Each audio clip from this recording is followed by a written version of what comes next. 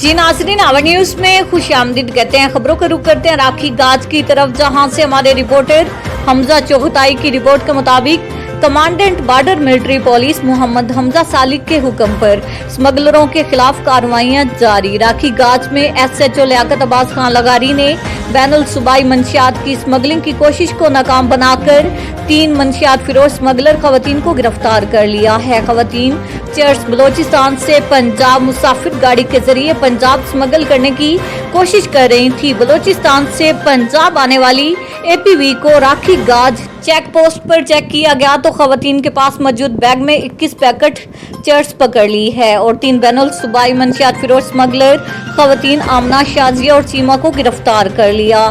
तीनों खवातीन बलोचिस्तान से चर्च खरीद कर पंजाब स्मगल करने की कोशिश कर रही थी। बॉर्डर मिलिट्री पुलिस ने थाना राखी गाज में खवातीन के खिलाफ मुकदमा दर्ज करके तफ्तीश शुरू कर दी है। एसएचओ थाना राखी गाज लियाकत अब्बास लगारी ने कहा कि मंशियात फिरोज खवातीन के खिलाफ 9C के तहत मुकदमा दर्ज कर लिया गया है।